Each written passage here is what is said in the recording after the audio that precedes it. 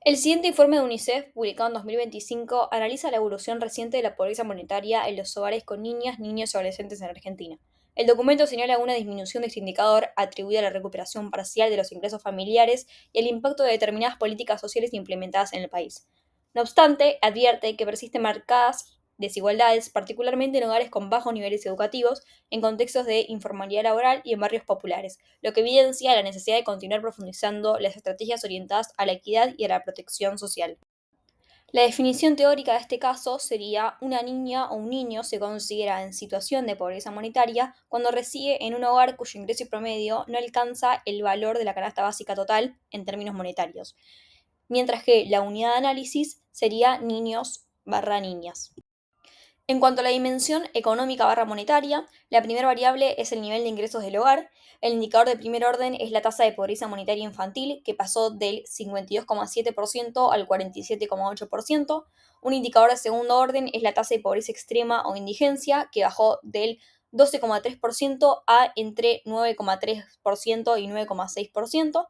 La segunda variable es la brecha de ingresos. Dentro de ella tenemos como indicador de segundo orden la brecha de pobreza, que se ubica en 36,5%, y como indicador de tercer orden la brecha de indigencia, que llega al 28,4%.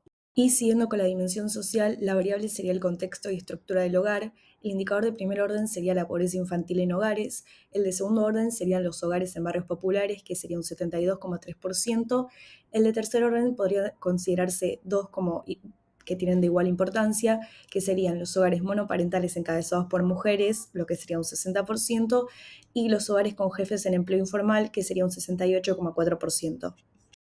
Luego, en cuanto a la dimensión educativa cultural, la variable sería el nivel educativo del jefe o jefa del hogar, el indicador de primer orden sería el nivel educativo general, el de segundo orden serían los hogares sin primaria completa, que pasa a una pobreza infantil del 80,9%, y el indicador de tercer orden serían los hogares con secundaria completa, que pasaría a una pobreza infantil del 10,6%, como también se puede ver en esta cita de la noticia. En cuanto a la dimensión política o institucional, la variable sería las políticas de protección social. Como indicador de primer orden sería la existencia de transferencias sociales. Como indicador de segundo orden sería los niños que evitaron la indigencia gracias a las transferencias, que son más de 1 millón. Y otro de segundo orden, así de igual importancia, sería el aumento real de presupuesto de transferencias, que en 2024 fue más del 4% y en 2025 fue más del 16%. Como indicador de tercer orden podría ser el presupuesto ejecutado para la niñez, que en 2025 fue más del 15% en comparación al 2024. En la dimensión temporal, la variable que observamos es la evolución y la tendencia de la pobreza infantil. El indicador de primer orden es la evolución general, que se mide comparando los datos de 2024 con los de 2025. El indicador de segundo orden muestra la reducción interanual: aproximadamente 1,7 millones de chicos salieron de la pobreza en ese periodo. Y el indicador de tercer orden corresponde a la proyección para el primer semestre de 2025, con una pobreza estimada en el 47,8% y una indigencia entre el 9,3% y el 9,6%.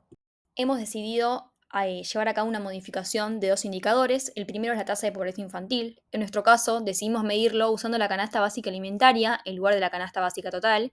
Con este cambio, el porcentaje de niños en situación de pobreza baja del 52,7%, como indica UNICEF en 2024, al 12,3%. Esto nos permite observar cómo la elección del criterio de medición afecta los resultados. Bueno, y para finalizar, un último indicador extra podría ser la brecha de pobreza, en la que la operacionalización original sería el porcentaje de ingresos faltantes para llegar a la canasta básica total, que sería un 36,5% en 2024. La modificación podría ser calcular la brecha sobre los hogares más pobres, es decir, el decil inferior, y no sobre el total de todos los pobres. El resultado sería que la brecha se infla porque en los hogares más vulnerables el faltante es mucho mayor. Con esto, la pobreza se muestra como más grave de lo que parece bajo el promedio general.